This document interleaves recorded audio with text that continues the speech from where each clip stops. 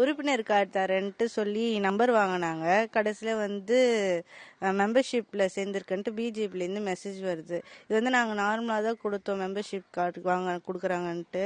அதுக்கடுத்து எங்களுக்கே தெரியாமல் அதில் வந்து உறுப்பினர் சேரன்ட்டு மெசேஜ் வருது. அதெல்லாம் ஒன்றும் இல்லை, நார்மலாக நம்பர் கேட்குறாங்கன்னு தான் நம்பி கொடுக்குறாங்க. அது தேவையில்லாமல் இதுமாரி செஞ்சா தப்பு தானே. சும்மாவே அடிக்கடி ஃபோன் பண்ணி இதில் நீங்கள் பண்ணிட்டீங்களா அப்படி இப்படின்ட்டு பிஜேபிலேருந்து ஃபோன் வரும் நார்மலாகவே எப்போவுமே. அது வந்து திடீர்னு இப்படி பண்ணுவாங்கலாம் நான் நினைக்கல. அது என்ன, அது ஒரு நம்பிக்கை கொடுத்து ஏமாத்துற மாதிரி தான் இருக்கு, வேற எதுவும் இல்லை. ஆமா ஆமா,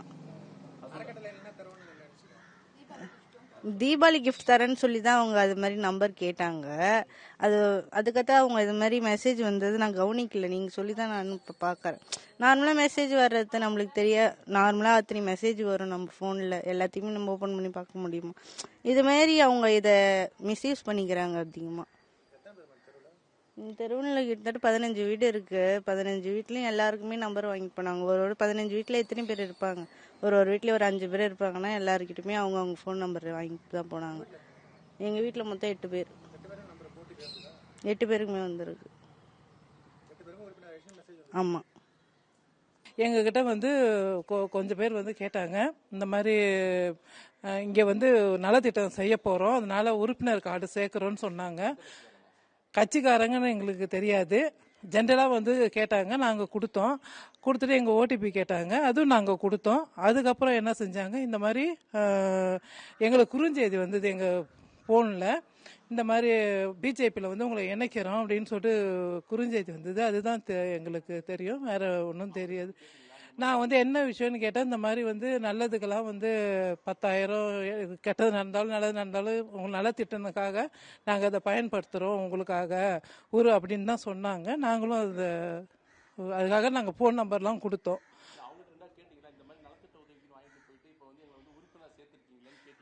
அது மறுபடியும் நாங்கள் கேட்கல, மறுபடியும் அவங்களும் வரல. எங்களுக்கு ஃபோனில் வந்ததுனால ஃபோனில் வந்தது தான் எங்களுக்கு தெரியும். அது யார் எங்களுக்கு பிடிக்குதோ அவங்களுக்கு தான் நாங்கள் போடுவோம். 2 நாளைக்கு முன்னாடி ஒரு 5 பேர் வந்தாங்க. அறக்கட்டளை சார்பாக உங்களை எல்லாம் சேர்க்க போகிறேன்னு சொல்லிட்டு பிஜேபியிலேருந்து வந்தாங்க. அதனால அறக்கட்டளைன்னா அங்கெல்லாம் ஃபோன் நம்பரு பேர்லாம் கொடுத்தோம். அதுக்கப்புறம் மெசேஜ் வந்துட்டு 5 நாள் சென்று உங்களை மீட்டிங் கூப்பிடுவாங்க. அதான் எங்களுக்கு தெரியுங்க.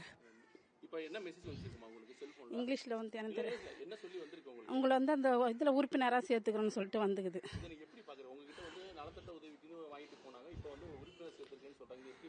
இது தப்பு, அவங்க எங்கிட்ட உண்மையை சொல்லிட்டு வாங்கிட்டு போயிருக்கணும். நாங்கள் அவங்களை இது வரைக்கும் பார்த்ததே இல்லை. எங்களுக்கு இஷ்டம் யாருக்கு போடணும்னு தோணுதோ அவங்களுக்கு தான் போடுவோம். நாங்கள் கேட்போம். நாங்கள் அது அவங்க உண்மையை சொல்லிட்டு வாங்கிட்டு போயிருக்கலாம், பொய் சொல்றது கொஞ்சம் கஷ்டமா இருக்குது.